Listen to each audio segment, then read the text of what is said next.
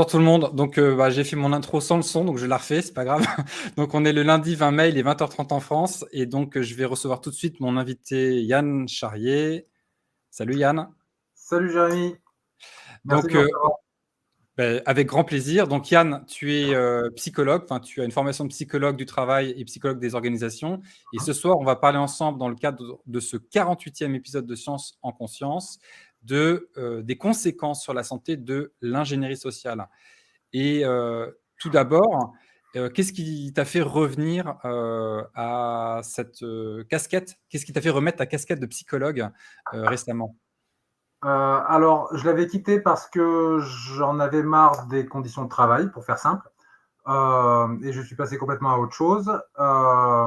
Et pourquoi je l'ai remise? Parce que en fait, en 2020, j'habitais en face d'une école primaire.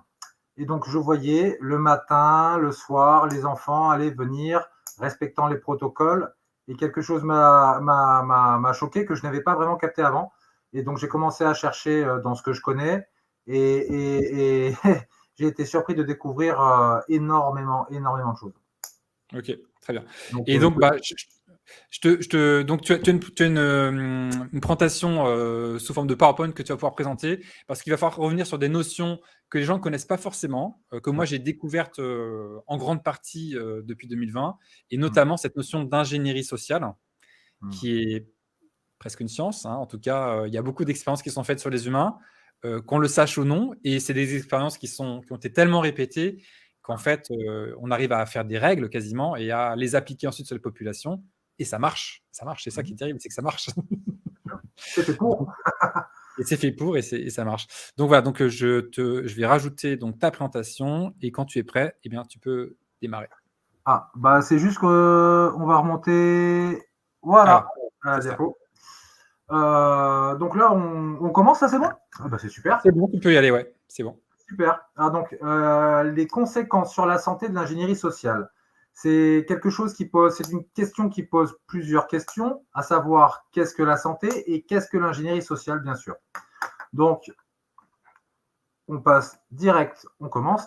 On va parler de qu'est-ce que c'est l'ingénierie sociale. L'ingénierie sociale, c'est quelque chose de vraiment très vaste. On ne se rend pas compte dans la vie de tous les jours, mais quasiment tout ce qui est dans notre société est issu de l'ingénierie sociale.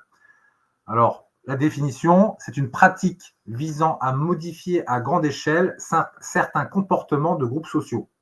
D'accord? Donc, moi, je divise en deux grandes catégories. Les pièces d'ingénierie sociale. Donc, on va créer un organisme avec une ou des fonctions spécifiques. Par exemple, l'hôpital public, c'est un résultat, entre autres choses, d'ingénierie sociale, d'une volonté de l'État de mettre en place plusieurs hôpitaux, de les coordonner, etc. De la même façon, l'éducation nationale, c'est un résultat de l'ingénierie sociale. L'éducation, ça existait avant, elle n'était pas forcément systématique pour tous les citoyens. Maintenant, elle est systématique et de plus en plus obligatoire, de plus en plus jeune. Ça aussi, c'est un résultat de l'ingénierie sociale. La CAF, la caisse d'allocation familiale, c'est de l'ingénierie sociale. Tout ça, c'est de l'ingénierie sociale. On pourrait même dire que à chaque fois qu'on passe une loi, on modifie la structure de la société, son fonctionnement, et on pourrait considérer que c'est de l'ingénierie sociale. Ça, c'est les pièces. Et à côté, on a des actions d'ingénierie sociale. On n'est pas toujours obligé de créer un nouveau truc. On peut simplement modifier le fonctionnement d'un organisme préexistant. Par exemple, l'école, ça sert à faire grandir nos enfants, à ce qu'ils soient instruits, bien éduqués, mais si on modifiait le fonctionnement de l'école, on pourrait s'en servir pour faire du mal aux enfants, par exemple. C'est tout à fait possible. Ou on pourrait transformer l'hôpital pour faire en sorte qu'il tue plus qu'il ne sauve. C'est une possibilité. Il faut juste modifier le Issu de fonctionnement. ton imagination, hein, tout ça. Hein. C'est J'aimerais rigolant. bien. J'aimerais bien. Une dernière chose sur l'ingénierie sociale. L'ingénierie sociale, ce n'est pas bien, ce n'est pas mal. Ça a des fonctions, d'accord? C'est les résultats de ces fonctions qui vont être positifs ou négatifs. Je prends un exemple. La caisse d'allocation familiale en France a été créée post-Deuxième Guerre mondiale pour valoriser le travail à la maison. D'accord? Élever de nombreux enfants, par exemple, c'est beaucoup de travail. Si tu as essayé d'élever 4 gosses tout seul, voilà, tu sais ce que c'est. Et ça, c'est une de ses fonctions. Une autre de ses fonctions, c'est de te donner des sous, d'accord, qui viennent directement de l'État, donc de l'impôt des concitoyens. Et ça a plusieurs fonctions. Ça va te sortir des embêtements financiers, mais également, ça casse le lien social. Parce que le lien social, c'est pas l'État me donne de l'argent. Le lien social, c'est je suis dans la merde, j'appelle Jérémy, j'appelle mon vieux pote et il va m'aider. Le lien social, c'est on vit tous en famille dans une très grande maison. Le lien social, c'est je vais taper chez mon voisin et il va me filer la main ou me prêter 100 balles. On ne sait pas, me trouver du travail. Ça, c'est le lien social. Donc, une pièce d'ingénierie sociale a plusieurs fonctions. Est-ce que ces fonctions sont positives ou négatives? Ça, c'est le 1, c'est l'ingénierie sociale. Et le 2, c'est quels sont les effets sur la santé. Alors, de quelle santé parle-t-on? De santé physique, sociale ou mentale? Pendant la période 2020-2023, on a beaucoup parlé de santé physique, hein, mais on a beaucoup esquivé le thème de la santé mentale. D'ailleurs, le Sénat a demandé une enquête sur la santé mentale des Français qui a été refusée par l'exécutif. Hein. C'est quand même assez rare. Voilà. Carrément. Ok. Donc, on va parler un petit peu de ces trois santé. Moi, je ne vais pas trop parler de la santé physique, ce n'est pas mon boulot, mais on va l'effleurer quand même en parlant très très vite des hormones. Et si ça te va, on commence tout de suite. Oui, bien sûr. Alors, les êtres humains, nous, on est des êtres hormonaux, comme beaucoup de mammifères d'ailleurs. Des hormones, il y en a plein. On va juste effleurer trois hormones. L'ocytocine en rose, l'hormone de l'amour. La sérotonine en jaune, l'hormone de la joie. Et le cortisol en rouge, le stress. D'accord? Alors, en fonction de ton environnement, ta production hormonale va être modifiée. Alors, l'ocytocine, à quoi ça sert? Comment ça marche? Ses fonctions sont anti-stress, renforce le système immunitaire, aide à la concentration, renforce l'apprentissage, renforce le lien social et familial, favorise la reproduction et l'allaitement. Et oui, une maman qui a beaucoup d'ocytocine va faire plus de lait. Donc, si tu es un papa, sache qu'en donnant de l'amour à ta compagne, elle fera plus de lait. Et tu auras un gosse qui sera costaud. Ça, c'est bon à savoir. Il favorise le lien d'attachement entre la mère et l'enfant, le père et l'enfant, également entre frères et sœurs, favorise la confiance, l'empathie, la générosité. Source, alors avec quoi on fait de l'ocytocine? Avec de l'amour surtout, c'est-à-dire des gestes affectueux, des démonstrations d'amour, l'amour au sens large, se serrer la main, s'embrasser, les câlins, les caresses, la générosité, la gentillesse. Bon, bien sûr faire l'amour aussi, mais pas que. Vous voyez, il y en a beaucoup. Et l'ocytocine, c'est vraiment nécessaire pour ton bon fonctionnement et également nécessaire pour le déploiement du cerveau lors de l'enfance. Un enfant qui reçoit pas d'amour, ça ne va pas l'aider à devenir plus malin, vraiment pas. D'accord? Et si on respecte les protocoles sanitaires, tout ça, on l'enlève. Donc, on a moins d'ocytocine. Hein. Deuxième hormone, la sérotonine, l'hormone de la joie. Elle sert à réguler l'humeur, elle régule les comportements alimentaires et sexuels, elle régule également le cycle veille-sommeil, la gestion de la douleur, elle combat l'anxiété et les troubles obsessionnels compulsifs et donc l'angoisse. Elle joue sur le transit intestinal. Et ouais, des fois, quand tu es très très stressé, tu as envie de vomir ou alors tu cours au cabinet. Et elle t'aide à contrôler ton agressivité. Quand tu es malheureux, tu seras plus facilement agressif. C'est simple. Les sources de la sérotonine. Alors, dans le tryptophane, c'est un acide aminé qui se trouve surtout dans les légumineuses. Hein, si tu manges des lentilles, peut-être tu seras plus heureux que si tu manges que de la viande, par exemple. D'ailleurs, les bodybuilders qui mangent beaucoup de viande ont des fois des défauts de tryptophane parce qu'ils ont une alimentation riche en leucine, je crois. Mais également, alors, le tryptophane, l'exposition au soleil. Donc, si tu t'enfermes chez toi, tu n'as pas de soleil. Le sourire. Hein, quand je vois le beau sourire de Jérémy, eh bien, ça va me donner du bonheur, ça va me donner de la sérotonine. Et en même temps, quand je le vois sourire, regarde là, je commence à le voir sourire un petit peu. En fait, moi aussi, j'ai envie de sourire. Parce que ce sont les neurones miroirs. Quand je vois quelqu'un sourire, ça me donne envie de sourire. Et ça me donne du bonheur, même s'il ne me sourit pas forcément pour moi. Hein. De la même façon, les comportements heureux, comportements joyeux favorisent la production de sérotonine. Si tu fais semblant d'être joyeux ou si tu te comportes comme quelqu'un de joyeux, ça ne va pas vraiment te rendre joyeux, mais tu seras probablement un peu moins triste. Et bien sûr, le sport. Alors ça, le sport, ça te remet tout à plat, c'est super, ça ne coûte pas cher. Et donc, la carence de sérotonine est liée à une augmentation de la dépression. En général, c'est ce qu'on constate et c'est pour ça qu'on donne des fois des antidépresseurs qui qui vont augmenter le fonctionnement de la sérotonine dans ton cerveau. Des inhibiteurs de recapture, qu'ils appellent ça. Et pour finir, le cortisol, l'hormone du stress. Donc à quoi elle sert? Elle sert à quelque chose. Hein. Elle augmente ta glycémie. Elle inhibe certaines réponses du système immunitaire, car ton corps doit se préparer au combat. Donc le sang est envoyé vers les muscles et l'appareil locomoteur. Et si jamais j'attrape un rhume en me battant pour ma vie, c'est pas grave. Hein, on verra la semaine prochaine. C'est ça que ça dit, le cortisol. Il aide à réguler les métabolismes des lipides, glucides, protides. Et aussi t'aide à réguler ton cycle circadien veille-sommeil. Donc la source, surtout du cortisol, c'est le stress. Hein. Des stress, il y en a plein de différents. Qu'est-ce qui se passe quand on a trop de cortisol? Chez un enfant, on observe un ralentissement de la croissance des os et des cartilages. Et chez les adultes, un début d'ostéoporose. À long terme, on peut observer des immunodéficiences avec infection, un risque pour le fœtus chez femme enceinte, et une augmentation des maladies cardiovasculaires. Hein, ça, c'est un classique. Trop de stress, AVC. Ça, c'est voilà. Donc, par rapport au protocole sanitaire, on pourrait se dire que si on les respectait, on aurait moins d'ocytocine, moins d'amour, moins de sérotonine, moins de bonheur et plus de stress, plus de cortisol. Voilà. Donc, les conséquences, vous les avez sur les tableaux. Je vous laisse y réfléchir. Et comme ça, on va pouvoir passer à la suite, c'est-à-dire la santé, j'ai envie de dire, sociale. La santé de notre relation sociale à Jérémy et à moi. Moi, je suis un mec super chouette. Lui, c'est un mec super chouette. Mais à chaque fois qu'on se voit, on se tape dessus parce qu'on se déteste. Alors là, on pourrait dire que notre santé sociale à nous deux, elle n'est pas super. Hein, même si je suis en parfaite santé. C'est un peu dommage d'avoir toutes les dents cassées parce qu'on ne s'entend pas avec son voisin. Donc, les conditions dans lesquelles on nous a mises, et là, je pense surtout aux enfants dans les écoles, vont créer des effets de groupe. Ça, on le sait. On le sait depuis au moins 50 ans. Je veux dire, c'est prévisible. Moi, je l'ai prévu. Donc, c'est que je ne suis pas exceptionnel. Donc, notamment le harcèlement, effet mouton noir. J'ai mis une astérix parce qu'il faut que je vous en parle. Le harcèlement, quand un groupe, à l'intérieur du groupe, n'arrive pas à se donner de l'amour dans le groupe, qu'est-ce qu'il va faire pour survivre en tant que groupe? Il va se tourner vers l'extérieur pour faire de la colère. Et donc, ça va souder le groupe de taper sur, alors, un qui n'est pas comme les autres.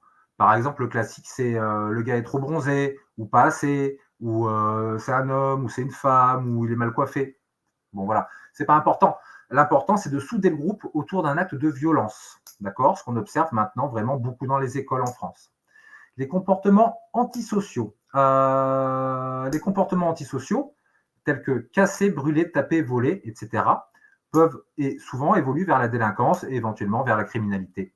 À quoi sont dus ces comportements antisociaux? Chez Winnicott, lui, c'est un psychologue des années 60 qui nous a expliqué le concept de déprivation.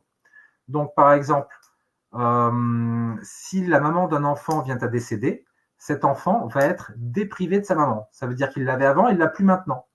Et ça va le pousser à des comportements antisociaux. C'est un classique. Un enfant qui a perdu ses parents va être probablement souvent colère. C'est facile. Et donc, quand tu empêches les enfants de se donner de l'amour entre eux, tu les déprives et tu les rends antisociaux. Et c'est ce qu'on voit maintenant quand le Premier ministre de la France, Gabriel Attal, va dire que oui, il y a trop d'agressions à l'école, alors maintenant, on va punir les enfants, on va leur faire signer un contrat social qui les engage à ne pas taper sur les autres, alors que c'est notre gouvernement qui a mis les enfants dans ce problème. Et maintenant, il va falloir les punir. Tu vois la logique du truc? J'ai envie de rajouter même pire que ça, lui-même était un harceleur dans son école pendant son enfance. Donc, Moi, c'est ce que j'ai entendu dire. Après, moi, je n'ai pas beaucoup de sources.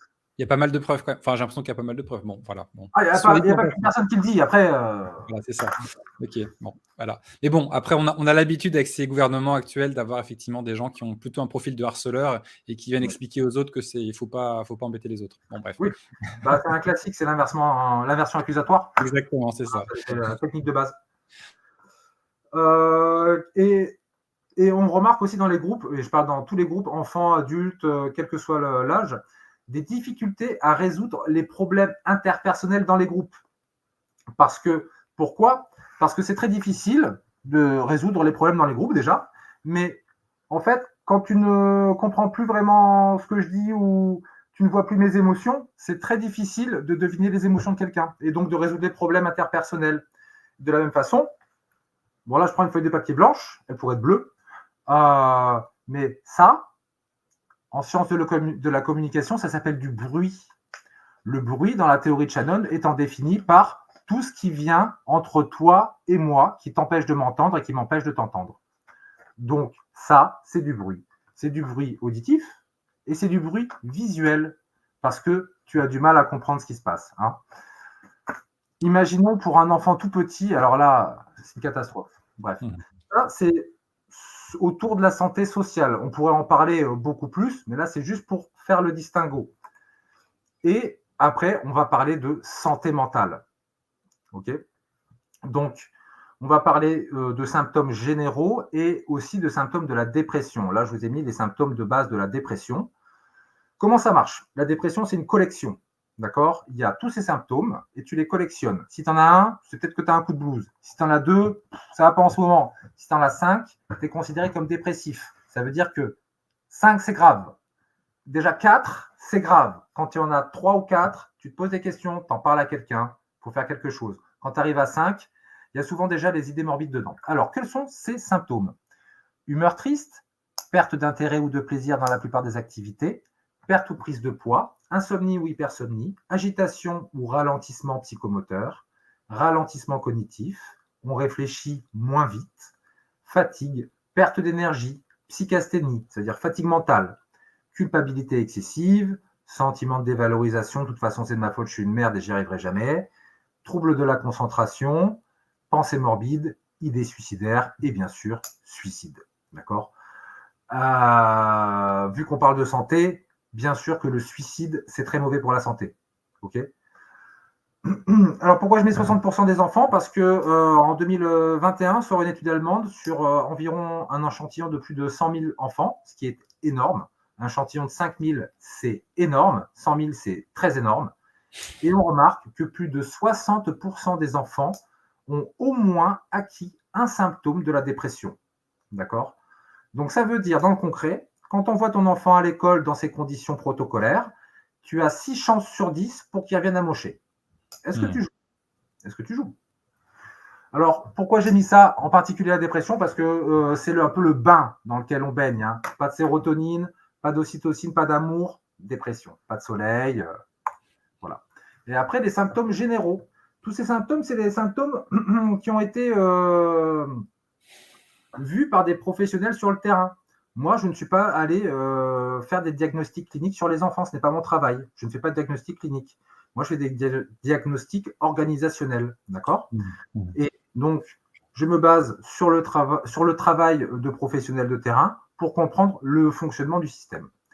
Alors, les symptômes généraux. Énurésie, je recommence à faire pipi au lit. Stress, aphasie, baisse d'énergie ou hyperactivité, trouble du sommeil, retrait émotionnel, confusion émotionnelle ou psychologique ou intellectuelle, régression du langage. Alors ça, c'est hallucinant, j'en ai vu, hein, d'ailleurs sur mon propre enfant, qui était fort jeune, qui avait 3 ans à l'époque, je crois, ou 2 ans, bref, qui commençait à perdre des syllabes. Les dernières syllabes qu'il avait apprises, les plus difficiles, commençait à les perdre. Parce que l'apprentissage de la parole, c'est des muscles. Dans le visage humain, il y a énormément de muscles différents. Et quand je fais ça, en fait, tu ne peux pas recopier. Tu ne peux pas recopier ce que je fais et comprendre comment mes lèvres bougent pour faire des mots. Et donc, tu ne le fais pas et tu perds des syllabes. Phobie scolaire. Eh oui, quand un enfant souffre, il ne veut pas y retourner. Anxiété, trouble obsessionnel compulsif, notamment autour du lavage de mains. Angoisse et névrose d'angoisse. Psychose. Alors, psychose, c'est très grave. Pour ceux qui ne connaissent pas, la névrose, c'est grave. C'est-à-dire c'est de la souffrance. Le névrosé, il est dans le réel et il en souffre. La réalité lui fait mal. Le psychotique, lui, il a décollé. Il n'est plus dans la réalité. L'exemple que je pourrais imaginer, là, c'est que si j'étais atteint d'une psychose paranoïaque, il me semblerait évident que Jérémy m'a invité dans cette émission parce que c'est mon ennemi et qu'il veut que je me plante pour que j'ai honte devant tout le monde.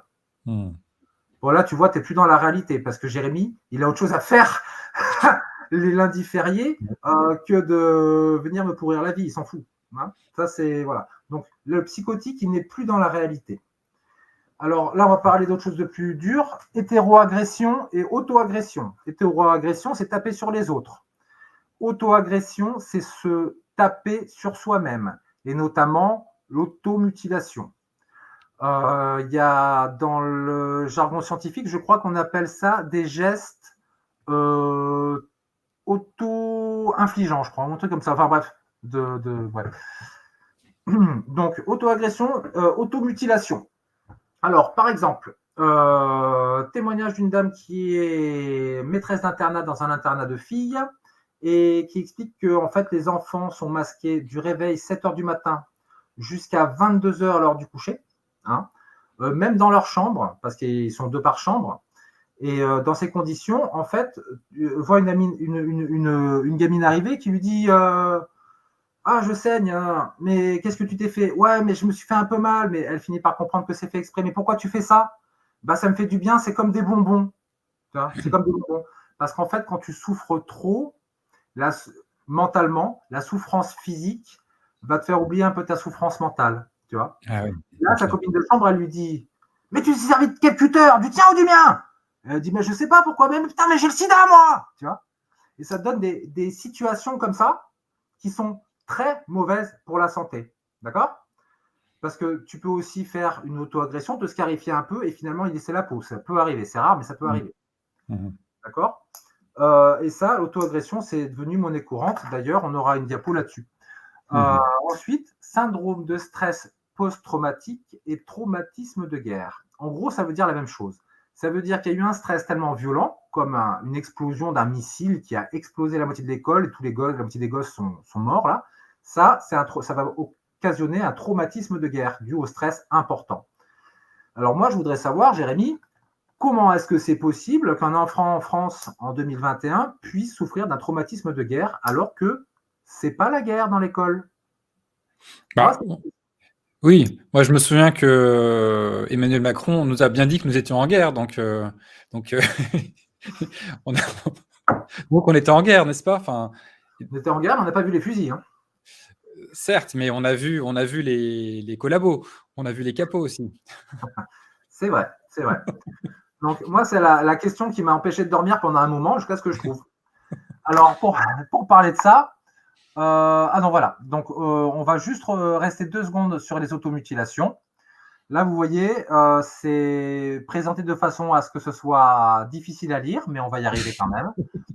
Alors, il faut regarder plutôt à gauche de la courbe. À gauche de la courbe, on voit la première courbe, c'est les 10 à 14 ans. Chez les filles en rouge, à partir de 2020 à peu près, il y a une augmentation de près de 100% des cas d'automutilation répertoriés par les patients hospitalisés en médecine, chirurgie obstétrique et odontologie.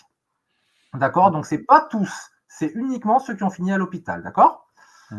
Chez les 15 à 19 ans, pareil, ça passe de environ 6 500 à environ 11 000. Très nette augmentation également chez les 20 à 24 ans, juste pendant cette période. D'accord? On en voit un petit peu chez les 25 à 29 ans, c'est moins marqué. Et sur la dernière courbe de droite, chez les gens de 65 ans ou plus, notamment ceux qui sont en EHPAD peut-être. On aimerait pas leur place. Donc voilà, ça c'est juste pour illustrer à peu près une augmentation de 100% des cas d'automutilation répertoriés. C'est assez impressionnant quand même. Alors, les protocoles séquentiels. J'ai une question sur le graphe précédent. On voyait une baisse chez certains groupes d'âge, il me semble. Ouais, c'est ça. À partir de 35 ans ou même un peu avant, on a l'impression qu'il y a une baisse, mais il y a eu sans rebond forcément pendant la période de guerre là. Tu sais comment on explique cette baisse? C'est un peu à côté de la guerre. Non, franchement, je sais pas. Après, c'est une baisse qui est j'ai envie de dire, qui est tendancielle, qui est là depuis au moins 2012, plus ou moins.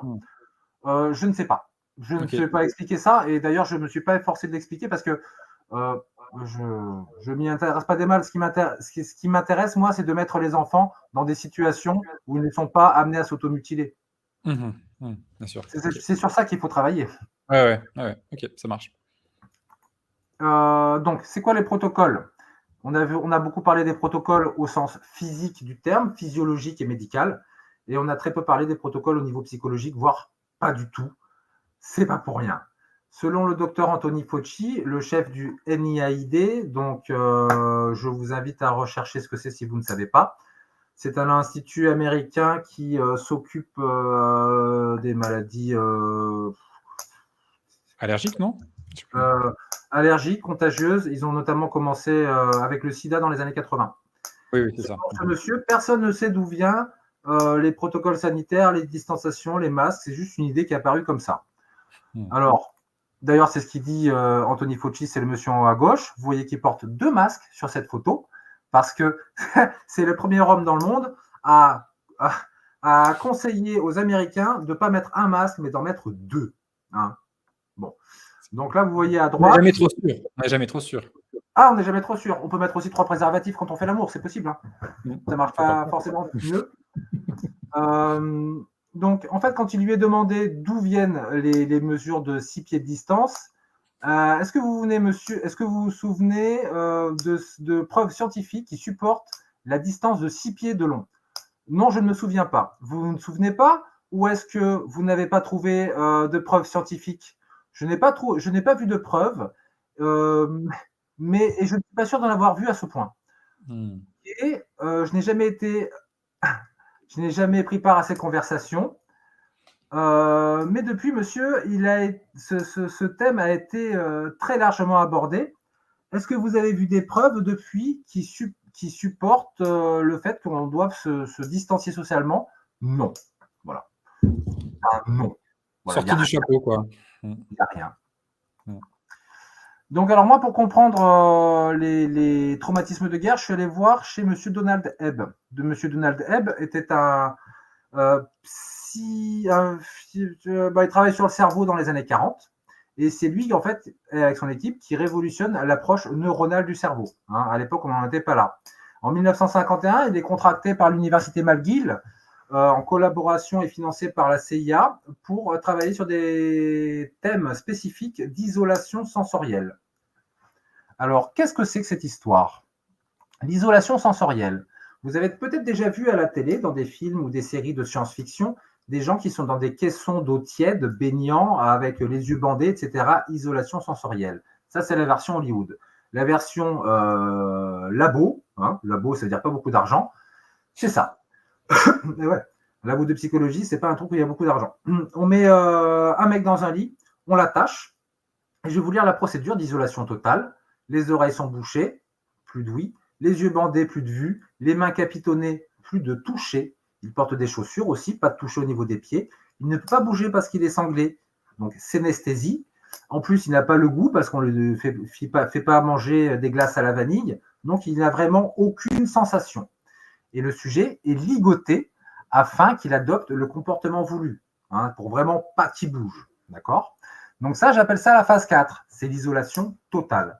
Mais on va voir qu'on peut en faire un peu moins. Donc on va redescendre à la phase 3. Il faut savoir qu'à ce niveau-là d'isolation, il se peut que tu deviennes fou en moins d'une journée et que tu te mettes à hurler en moins de 2 heures. D'accord? Ce qui va se passer, c'est que tes projections inconscientes ne vont plus avoir de barrière et tu vas rapidement être victime, entre guillemets, de tes cauchemars les plus horribles. Donc, citation de Donald Hebb, la déprivation sensorielle est une façon d'obtenir une extrême monotonie. Elle cause une perte des capacités critiques, la pensée est moins claire, le sujet se plaint qu'il ne peut même plus rêvasser, et quand vous avez des étudiants qui ne peuvent même plus rêvasser, vous êtes dans une mauvaise voie. En effet, une très mauvaise voie. Tu ne peux plus penser correctement. En phase 3, là, on se rend compte que ces photos ont été prises à Guantanamo autour de 2001. D'accord? La prison de Guantanamo est une prison militaire à Cuba, mais c'est une prison américaine. Et donc, on a le droit d'y torturer les détenus de multiples façons. Là, qu'est-ce qu'on observe? La procédure, c'est qu'ils ont les oreilles bouchées, les yeux bandés, les mains capitonnées, ils sont distanciés socialement d'environ 2 mètres et ils ont un masque chirurgical bleu. La méthode de coercition, c'est des menottes, parce que sinon, ils ne se laisseraient pas faire. C'est des adultes. Et on peut redescendre en phase 2. Alors là, c'est une... Juste 2 secondes. La photo que tu as montrée, C'était Oui, en 2001-2002 voilà. et ça ressemble furieusement à ce qu'on a vu il y a pas très longtemps et on se dit: «Tiens, ils ont peut-être fait certaines expérimentations il y a un petit moment, quoi», pour voir comment ça se passait en réel. Alors, tout ça, c'est des protocoles qui ont été expérimentés en labo, hein. Ouais, Et quand je dis en labo, la prison est aussi un laboratoire de torture. d'accord.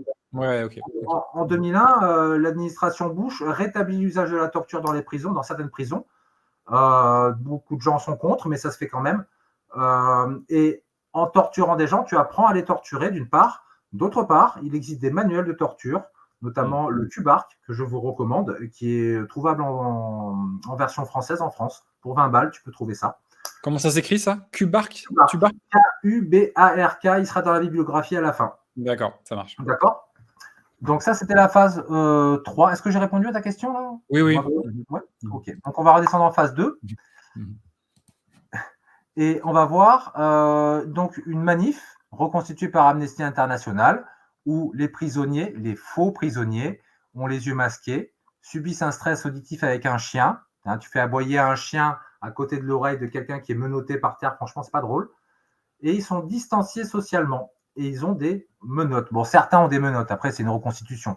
Mmh. Pourquoi ils ont fait ça? Parce que Amnesty International, si vous allez sur leur site, vous constaterez qu'il y a beaucoup trop de suicides à la prison de Guantanamo. Ils ne sont pas contents. Il y a trop de suicides. Imaginez, comme à Alcatraz. Au début d'Alcatraz, ils avaient fait des règles très strictes d'isolation et il y a eu beaucoup, beaucoup de problèmes. Ils ont arrêté après. Mmh. Et là, on redescend en phase 1. Donc là, toujours à Guantanamo Bay, la torture au masque, un classique. Donc, la procédure, un masque chirurgical, une distanciation sociale d'1,50 m et c'est tout. Eh ouais, c'est tout ce qu'il faut pour torturer un être humain, c'est un masque et une distanciation. Mmh. Alors, pour que les détenus acceptent de le faire, on les a menottés et probablement menacés de bien des façons. D'accord? Alors, ils sont assis, comme faisait remarquer Dr Loridan, là, ils sont assis dans une position qui est fort inconfortable. Essaie de rester 1 heure comme ça, tu vas voir, tu n'as pas envie. Parce que dans cette prison, ils mêlent toujours un peu de torture physique dans beaucoup de torture psychologique ou inversement. Mmh. Si je te tape sur la gueule pendant des heures, j'aurai un certain résultat. Mais si je te tape sur la gueule pendant des heures en menaçant tes enfants et ta famille, j'aurai un autre résultat. Le résultat Mmh. sera probablement meilleur. Donc dans cette photo, on se rend compte que à partir des années 2000, on torture des gens avec un masque et une distanciation. Alors, on va maintenant aller faire un petit tour en France, dans une école en 2021. D'accord? La procédure des protocoles sanitaires est la suivante. Masque chirurgical, bleu ou pas, certains ont des masques en tissu, distanciation sociale d'1,50 m, pas de menottes. Donc, s'il n'y a pas de menottes, ce n'est pas de la torture. Mmh. Sauf que les menottes, elles y sont. C'est juste que tu ne les vois pas. Pourquoi? Parce qu'elles sont psychologiques. Eh oui. Il s'agit de la culpabilité d'être la cause du décès des êtres chers, notamment sa grand-mère, mais également des punitions, des menaces, de l'exclusion du groupe. Eh oui, et ça, ce sont des leviers qui sont très puissants pour agir sur l'esprit humain. Car l'exclusion du groupe provoque une souffrance mentale telle qu'on peut la sentir physiquement. Hein, c'est Mmh. une des souffrances les plus dures à encaisser pour un être humain. Et c'est là qu'on se rend compte des différences entre Guantanamo et la France. Alors, qu'est-ce que c'est ça? C'est une formule de psychologie comportementale. R, le symptôme, est fonction de la personne et de S, la situation. Donc, le résultat, c'est le symptôme, est fonction de la personne, donc c'est un enfant, mis dans une situation de torture psychologique. Alors oui, le symptôme sera traumatisme de guerre, bien évidemment. Alors j'enfonce un peu le clou avec mon éléphant. À gauche, en 2001, j'avais un éléphant gris. Je l'ai adopté, je l'ai mis dans mon jardin, j'aime bien. En 2021, je trouvais ça un peu terne, alors je l'ai repeint en rose. Est-ce que c'est toujours un éléphant? Tu vois? À gauche, en 2001, j'avais un éléphant gris. Mais je trouvais ça un peu tristou. Alors, en 2021, à droite, je l'ai repeint en rose. Est-ce que c'est toujours un éléphant? Mmh. Moi, c'est la question que je vous pose. Mmh. Le docteur Donald Hebb disait « Je n'avais aucune idée, quand je suggérais cela, en parlant des protocoles d'isolation sensorielle, quelle arme vicieuse, quelle arme potentiellement vicieuse cela pouvait être. » Et oui, c'est particulièrement vicieux quand tu ne sais pas que ça te fait du mal. Donc, si moi et moi-même, je devais donner une définition psychologique des protocoles sanitaires, je dirais ceci.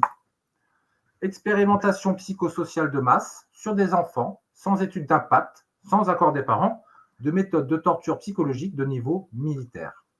Et je dis de niveau militaire parce que à ceux-là, les militaires, c'est les meilleurs. C'est leur travail, ce sont des professionnels. OK ?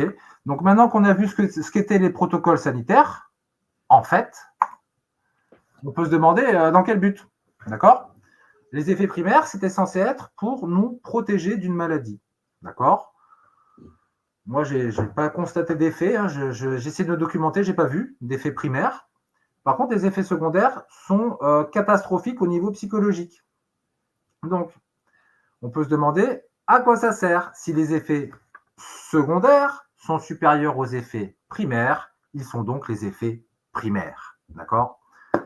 Donc, à tous ceux qui pensent que les masques ne servent à rien, j'ai envie de vous dire ceci, c'est faux. Ça sert à beaucoup de choses. Tous ceux qui pensent que les masques sont des signes de soumission, je vais vous dire, c'est incomplet. Ce ne sont pas des signes de soumission, ce sont des outils de soumission. Les protocoles sont des outils qui vont permettre de soumettre à la population avec un bon prétexte. C'est pour ton bien. Hein ? On la connaît celle-là, non, c'est vrai. Alors, comment est-ce qu'on arrive à faire gober ça à tout le monde? Comment est-ce qu'on arrive à modifier le comportement des gens pour qu'ils acceptent ce comportement? Je vous rappelle qu'on est dans du comportementalisme. Donc moi, ce qui m'intéresse, c'est pas ce qu'il y a dans la tête à Jérémy, c'est son comportement. Moi, je m'en fiche de modifier ce qu'il y a dans sa tête. Ce que je veux, c'est modifier son comportement. Voilà. Donc, on peut procéder par manipulation systémique en modifiant le fonctionnement du système. On a parlé d'ingénierie sociale tout à l'heure. Et il y a un vrai rapport, hein, parce que c'est un peu la même chose quand même. Alors, notamment de la corruption systémique, c'est-à-dire corrompre les gens à un grand niveau pour avoir un effet. Par exemple, à Genève en 1520, il y a une grosse peste. Les docteurs étaient payés plus cher pour les cas de peste. Résultat, quand la peste est partie, qu'est-ce qui s'est passé? Les médecins n'étaient pas contents. Ils ont décidé d'essayer de recontaminer les gens. Ils ont fini par se faire choper et ça s'est très mal fini pour eux. Ah, très très mal. Ils les ont torturés à la pince. C'est 1520. À l'époque, on savait faire. Mais également le management par la désorganisation. C'est-à-dire qu'on va changer, modifier les règles tout le temps pour désorienter le sujet. Ça, c'est ce qui était arrivé. L'origine de cette technique, moi que j'ai trouvé, c'est technique de management des camps de la mort chez les nazis. Hein, pour garder les prisonniers sous contrôle, qui étaient très nombreux, mais ils ne devaient pas pouvoir s'organiser, on les désoriente. Et bien sûr, grâce aux mathématiques, en modifiant les règles de comptage des malades, par exemple, M. Chaillot en parle très bien. Donc, sur le management par la désorganisation, je pense que c'est un des critères des principes de la torture psychologique de la charte de Biederman. Je ne sais pas si ça dit quelque chose. Ouais, ça y est, non. Oui, tout à fait, oui. C'est un des critères de la charte de Biederman, oui, tout à fait. Non, mais tout se rejoint, tu vas voir. Tout se rejoint, oui, bien sûr. Et là, c'est le docteur Peter McCulloch qui nous explique, alors je le fais très vite, hein, que en termes de corruption systémique, au maximum, si un docteur dans son pays, les États-Unis, arrivait à vacciner 75% de ses patients, il touchait entre $125 par patient en plus, jusqu'à $250 par patient. Certains ont gagné plus de $250 000 de bonus, en plus du salaire. Hein. On est d'accord. Voilà, ça c'est un petit exemple. Tout petit exemple. Ça, ce sont les techniques de manipulation psychologique que j'ai pu relever, moi, dans le discours mainstream. Et il n'y a pas tout. Alors, je ne vais pas tout vous infliger ce soir. On a fait ça avec, dans une émission du Fro Médiatique, on a fait la mission de la grosse tartine. Ça en a pour 2 heures, mais il fallait le faire, je pense. Donc, on va juste en parler très, très vite de quelques éléments qui vont nous expliquer comment on a fait comment on a travaillé la population pour qu'elle se soumette. Donc, la peur, bien sûr. Comme dans un troupeau de brebis, le chien fait peur au troupeau et le berger amène le troupeau où il veut. Ensuite, on a utilisé la stratégie du choc. Dans le célèbre discours « Nous sommes en guerre », on dit « Nous sommes en guerre 6 fois ». Est-ce que ça sert à quelque chose? Non, ça ne sert à rien. C'est bien sûr la stratégie du choc qui est employée à ce moment-là. En quoi ça consiste la stratégie du choc, telle qu'expliquée par Naomi Klein, et je vous conseille vivement son documentaire. Si vous n'avez pas le temps de lire son livre, c'est très bien fait. Phase 1, un choc psychologique profond. Et phase 2, conditionnement et renormalisation. On va modifier ton comportement et on va modifier les normes qu'il y a dans ton cerveau en modifiant les normes de toute la société autour. D'ailleurs, dans le discours « Nous sommes en guerre » est répété 6 fois, c'est au milieu du discours, au moment où tu es le plus suggestible. Parce qu'un discours qui dure une demi-heure, tu as le temps de t'endormir quand même. Donc, ensuite, une fois que tu as été choqué, on va te désorienter. Là, à droite, on voit une ancienne fiche d'auto-autorisation. Vous savez, les fiches qui s'auto-autorisaient à faire ce qu'on veut. Alors, ces fiches ont été mises au point par des psychologues. Eh ouais, les psychologues de la BVA Nudge Unit, entreprise française qui réside à Paris. Pour désorienter, on va modifier les codes sociaux. On va modifier la proxémie, c'est-à-dire la distance entre les gens. On va modifier le assis, couché, debout pour boire, manger ou quoi. Et on va... tout ça, là, cette attestation de déplacement va nous permettre de déplacer la fenêtre d'Overton dans le sens où tu vas te poser des questions que tu ne te posais pas avant. Est-ce que j'ai le droit de sortir mon chien? On est bien d'accord qu'avant, tu ne te posais pas ces questions. Bien, maintenant, tu te poses des questions. Est-ce que j'ai le droit? Voilà. Ça, ils ont commencé à gagner. Ensuite, on va utiliser des outils de normalisation. Ce sont des outils qui vont être en mesure de modifier les normes de la société. C'est d'ailleurs à ça qu'ils servent. Donc, l'école, il faut savoir que 60% de ce que tu apprends à l'école, c'est de la normalisation. Plus on a fait des études en général et plus on est normalisé, jusqu'à un certain point, mais bon, voilà. Outil de normalisation, le travail, bien pareil, tu t'intègres à la tribu de ton lieu de travail, tu es normalisé dans ta tribu. La télévision, alors ça, c'est le top, c'est ce qui marche le mieux. La radio, les journaux bien sûr, les groupes sociaux, un groupe de potes, au bar, à la maison, chez des amis, et bien sûr les médias sociaux, ils ont beaucoup joué là-dessus pour nous faire croire que tout le monde était d'accord avec ce que proposait, ce qu'imposait le gouvernement et même les gouvernements. Donc, une fois qu'on a normalisé, qu'on a désorienté, qu'on a choqué, qu'on a fait peur, on envoie un cheval de Troie. D'accord? Tu as eu peur, donc tu cherches quelque chose de rassurant, c'est-à-dire du sucre et quelque chose de rassurant psychologiquement. C'est pour ça que tout est en bleu. Ce sont des ronds bleus, c'est rassurant. Ce ne sont pas des carrés rouges. Okay, donc, dans ce cheval de Troie, il y a se laver les mains, tousser dans son coude, utiliser un Kleenex. Ça, je pense que tout le monde le fait déjà. Et au milieu du cheval, bien caché au milieu, il y a ne pas se serrer la main, porter un masque. Voilà, bam. Et là, tu as ta méthode de torture psychologique dans ton cheval de Troie. Et à la fin, il est marqué aérer les pièces au moins 10 minutes toutes les heures. Il ne faut pas habiter au Canada en hiver, mon pote. Mais c'est bien d'aérer sa maison toute l'année. C'est bien. Voilà. Donc, on a vu qu'on a envoyé un cheval de Troie. Mais pour que ce cheval de Troie il prenne, il faut que j'utilise la technique du conditionnement opérant.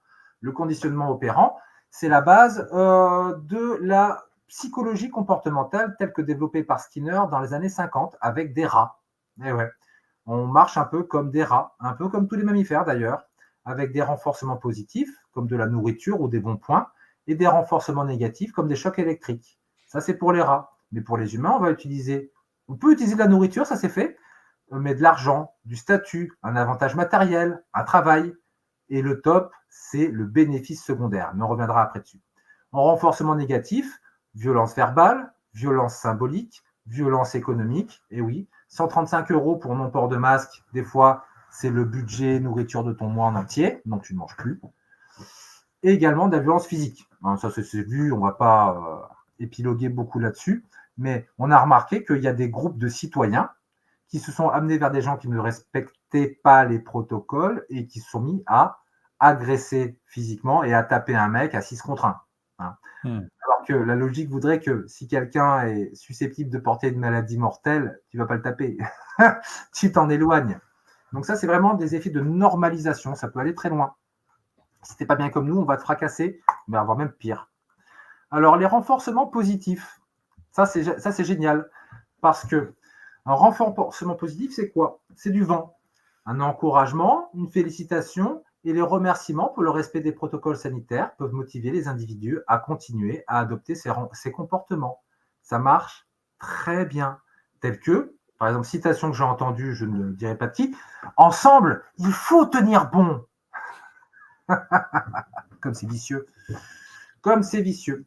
Par exemple, le maire de New York a proposé un bénéfice primaire, un cheeseburger frites si tu allais chercher ta soupe de transfection génique.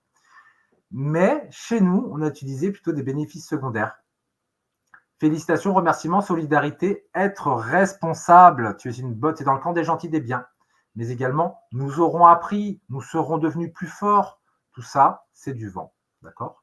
J'ai mis une petite étoile là parce qu'il faut que je vous dise vite fait, les renforcements positifs sont considérés comme plus puissants que les renforcements négatifs. Hein? Une carotte égale 2 coups de bâton.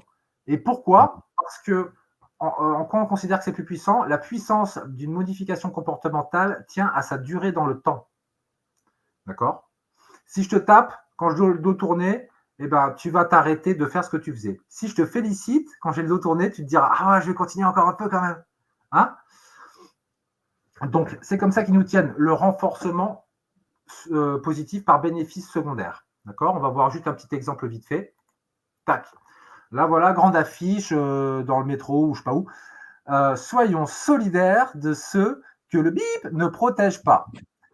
Et on va marquer d'ailleurs sur le masque de la dame, pour être sûr, hein, pour être vraiment sûr, il y a marqué « Je suis solidaire ». D'accord?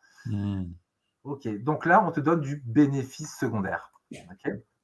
Ensuite, une fois qu'on a fait tout ça, on va envoyer le lourd. C'est-à-dire qu'on va atomiser la société en utilisant une technique connue depuis les années 70 pour créer artificiellement une psychose paranoïaque de masse.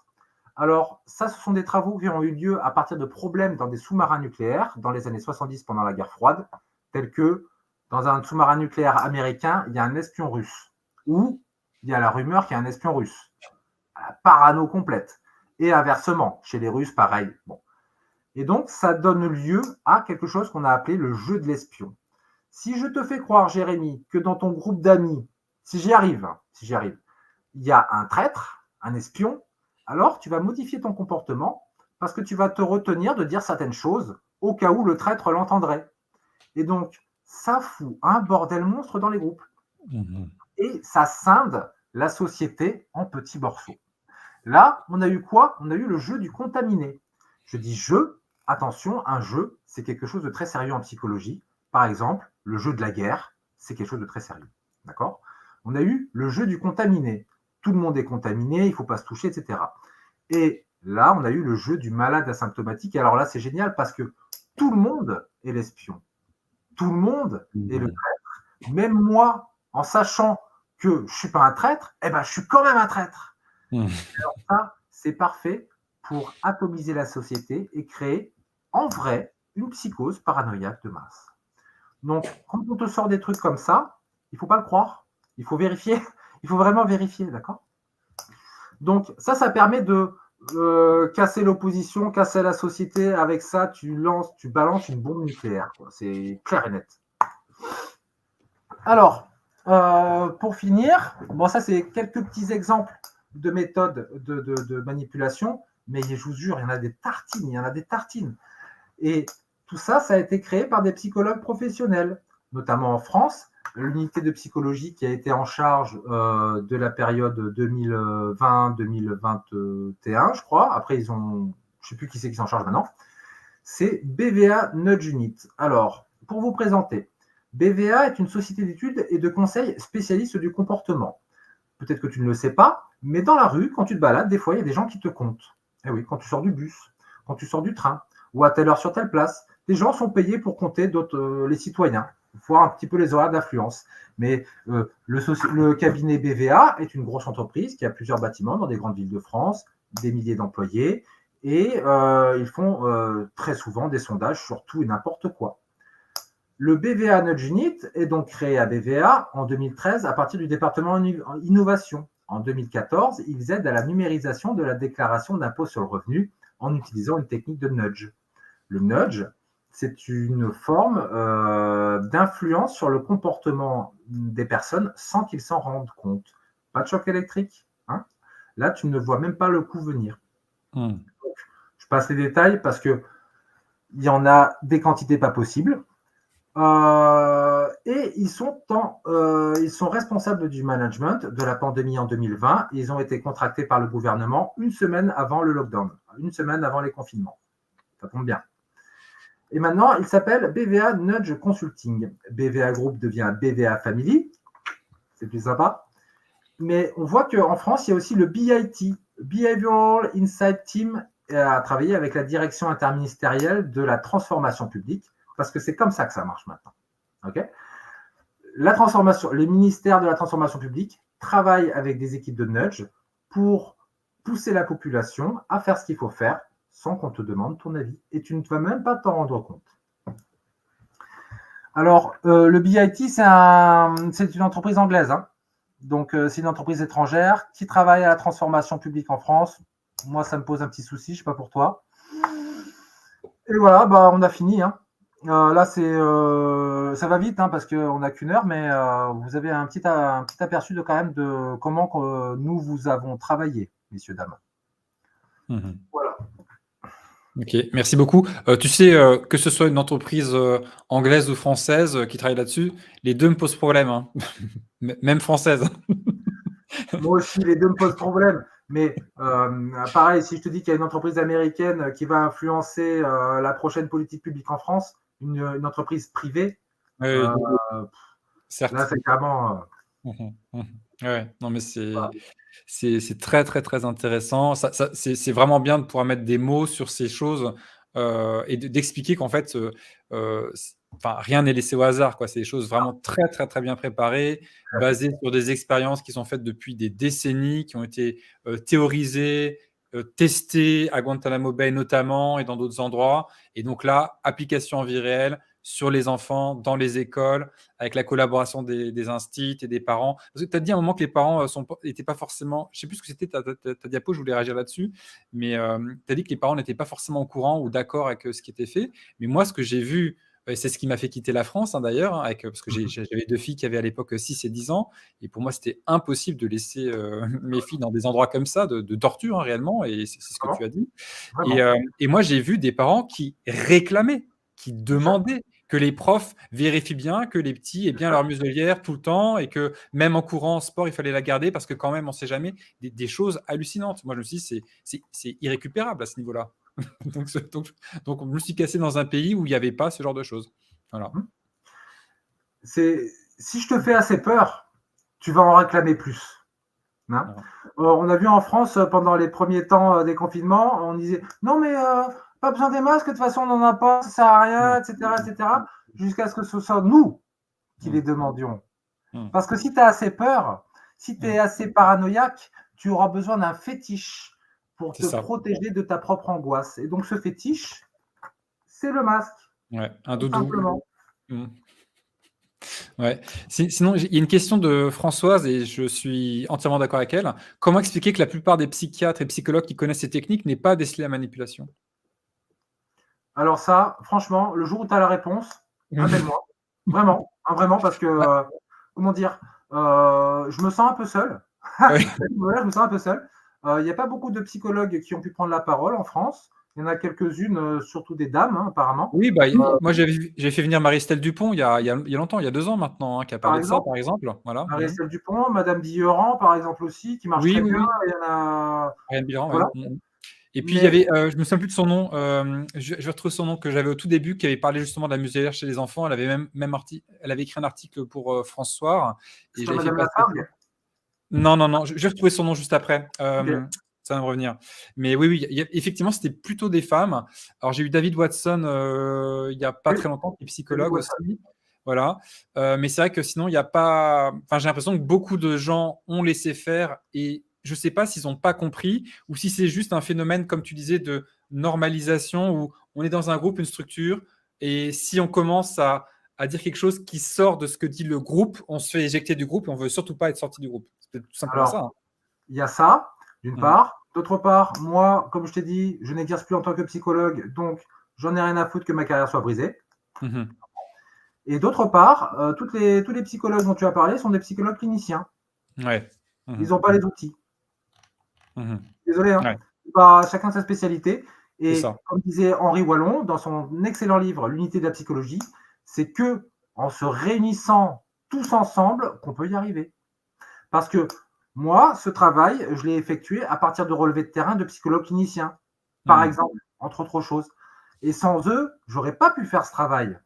Tu vois? Mhm. Et ben voilà, chacun ses outils. Il faut se servir de tous les outils qu'on peut.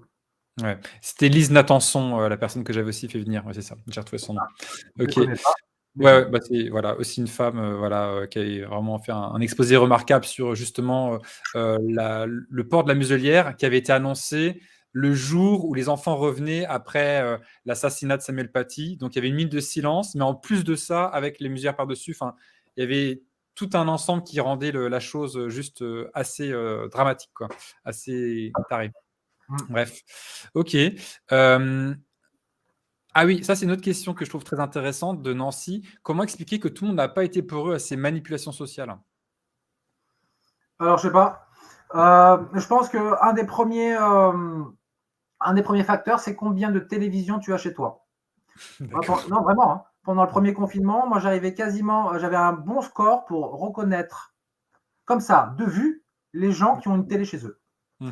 Parce que j'en ai rencontré plusieurs, hein, qui étaient là à mourir de stress. Mais qu'est-ce qui t'arrive? Ah bah, je prends des cachets, j'arrive pas à dormir la nuit, j'en peux plus. Alors qu'il Mmh. se passait rien, quoi. On était Mmh. chez nous à regarder la télé, tu vois. Mmh. Mmh. Mmh. Voilà, il y a ça. Peut-être l'ouverture d'esprit, la chance aussi d'avoir Mmh. accès à une telle ou telle information à un moment critique. Moi, j'ai eu la chance de tomber sur un petit bout d'information à un moment critique et j'ai tiré la pelote et ça a déroulé. Mmh. Mmh. C'est multifactoriel, hein, mais la télévision à la maison, hein. Mmh. OK. Après, il y a peut-être aussi un rapport avec ce pourcentage dans l'expérience de 1000 grammes. Il y a un pourcentage qui se soumet pas à l'autorité, même quand l'autorité, lui Mm. demande, instamment d'appuyer sur le bouton d'électrocution, quoi. Ouais. Mmh. Après, tu as toujours, dans la loi normale, on découpe la population en plusieurs parties. La partie moyenne, c'est 68% de la population. Donc, a priori, 68% au moins de gens qui vont être OK. Sur les parties un peu plus sur les côtés, il y a 12% qui vont être moyens. Et les 4% vraiment des deux côtés, c'est les extrêmes. Et en général, on observe soit du 4% ou du 16%. Selon les. Enfin, moi, je remarque ça, mais c'est pas écrit dans un livre, hein. Mmh. OK. OK. OK, OK. Je regarde juste s'il y a des questions supplémentaires, Ah bah, du coup, j'en profite pour prendre la parole. Euh, vas-y, bien sûr. donc, dans les ressources, il y a le QBark tout en haut. Donc, c'est Oui. un livre qu'on trouve à 20 € qui est en France. Je vous recommande également Mindspace pour bien comprendre comment nous vous travaillons. C'est l'ouvrage, le rapport le plus lu dans le monde sur comment contrôler les masses avec la psychologie depuis les années 2000. L'émission Résistance internationale 14 sur le front médiatique, mais en gros, ça parle de protocole MK Ultra, torture mentale, etc. L'excellent livre de Bruno Bettelheim, Survivre, expérience des camps de concentration, mais tu verras que c'est énormément d'actualité, mais ça risque de revenir. Le meilleur livre du monde, le plus puissant, le plus petit, moi je trouve, c'est Paradoxe et Changement de Václavic, qui t'apprend à changer les comportements des gens ou des groupes, ou des entreprises, ou des organismes grâce à des paradoxes, comme la grève, par exemple, est un paradoxe. Okay. Comme la quoi, pardon? La grève? La grève. Faire grève, c'est un paradoxe. Tu veux OK. gagner plus et tu arrêtes de travailler. Et c'est Ah pour ça que d'accord. c'est puissant, c'est parce que c'est un paradoxe. OK, D'accord. intéressant. Bon, il y en a d'autres aussi. Et voilà. OK. Et donc on peut te retrouver donc sur ce lien, sur ton canal Telegram, donc Astéroglyphe Alors, 3. Également, on peut te donner un coup de pouce sur ouais, ouais, Tipeee, tipeee.com/astéroglyphe 3 également, voilà. voilà. Et tu as rajouté Parents en colère, tu fais Ouais, partie de parce que je travaille avec Parents en colère, qui n'est pas une d'accord. association, qui est un collectif qui réunit des collectifs dans plus de 50 départements en France. Mmh Et mh. on travaille beaucoup sur, on a travaillé sur ça. Et maintenant, il y a de nouveaux, j'allais dire challenge, mais ça me donne envie de vomir, Mmh. euh, concernant ce qu'ils appellent l'éducation à la sexualité Mmh. à l'école. D'accord. Mmh mh. Donc Ouais, voilà. ouais. Ok, oui, bah, les sujets ne manquent pas et malheureusement, il y en a qui se rajoutent un peu en permanence. Ouais, c'est pour Donc, ça qu'il faut défendre il y nos a quoi enfants. Pardon? C'est pour ça qu'il faut défendre nos enfants tout le Ouais. temps. Bien sûr, bien sûr. Et c'est les plus vulnérables et ceux qui sont le plus attaqués par les autorités, hein, actuellement, hein, clairement. Ah, bien sûr. Ok, C'est le but. ok. Ouais, c'est ça. Et j'ai reçu les parents en colère également il y a quelques mois, fin de l'année dernière peut-être, je sais plus exactement. Le temps passe vite, je sais plus où on en est maintenant. Les années se ouais. Les années Ça défilent. ça passe vite et en même temps on se dit: «Ça fait déjà 4 ans, plus de 4 ans maintenant qu'on est là-dedans», c'est assez incroyable. Ouais et alors je regarde s'il y a des dernières petites questions peut-être? Est-ce que tu as d'autres messages que tu voulais faire passer éventuellement? Par rapport à cette recherche que tu fais actuellement ou si tu as d'autres sujets sur lesquels tu as envie d'exprimer peut-être? Bah, alors, je pourrais en parler pendant des heures et des heures. Alors, moi, je vois deux axes, c'est-à-dire un, protéger nos enfants. D'accord. Moi, je bosse donc avec cette non-association qui est juste un Collectif. collectif qui rassemble d'autres collectifs. Euh, et d'une part, ça, c'est le problème. Travailler sur le problème, vérifier que nos enfants, ça va bien, travailler sur nos gosses. De l'autre côté, la solution. Travailler sur le problème, souvent, ne permet pas de trouver la solution. Pour trouver la solution, il faut travailler sur la solution. Okay. Et ça, j'en parle dans d'autres conférences, mais là, il faut qu'on en finisse avec la République bananière française et qu'on passe à une vraie démocratie enfin, parce que tant qu'on n'aura pas une vraie démocratie, on aura des dominateurs qui nous dominent et c'est tout ce qui se passe. OK, bon, écoute, merci beaucoup, Yann, pour ce partage. Merci à tous d'avoir été là. Il y a pas mal de monde, c'est super, super sympa. Le chat était animé également, malgré, les censures et shadow banning divers et variés, donc comme quoi, hein. Et je pense que c'est toujours important. J'ai envie juste de dire un petit mot là-dessus. Je sais qu'il y a beaucoup de gens qui ont tendance à vouloir dire: «Ah, il faut tourner la page, on passe à autre chose». Mais moi, il me semble qu'on ne peut pas tourner la page tant que le sujet n'a pas été traité à fond, d'une part, et que les personnes responsables de ce qui s'est passé n'ont pas rendu des comptes et payé le prix de ce qu'elles ont causé comme tort. Parce qu'il y a des torts quand même monstrueux qui ont été imposés à la société, notamment aux enfants et aux adolescents, comme tu l'as montré avec cette hausse spectaculaire des automutilations, ou bref, certains parlent de tentatives de suicide, voire de suicide abouti carrément. Donc non, c'est pas du tout réglé et il faut encore rester dessus. Et si on veut éviter que la suite arrive, et parce qu'on nous prépare quand même pas mal de choses pas sympas, je pense qu'il y a vraiment besoin de encore beaucoup travailler là-dessus. Voilà. Donc c'est pour ça qu'il faut continuer sur ce sujet. Et oui. Et en tout cas, voilà. Merci beaucoup à toi, Yann. Merci à tous. Et moi, bon, mes émissions sans conscience, vous avez vu, c'est moins régulier qu'à une époque, hein, mais je suis toujours preneur s'il y a des sujets intéressants, toujours pour continuer à approfondir la thématique qu'on a vécue ces 4 dernières années, que ce soit sur le côté psychologique, sur le côté santé, sur le côté sciences, recherche, etc. Et ben, c'est avec grand plaisir. Et n'hésitez pas à me partager vos idées ou les intervenants qui seraient intéressants à recevoir, et ce serait grand plaisir. Voilà. Merci à toi, Yann. Merci à tous. Et à Merci très bientôt. beaucoup. Salut.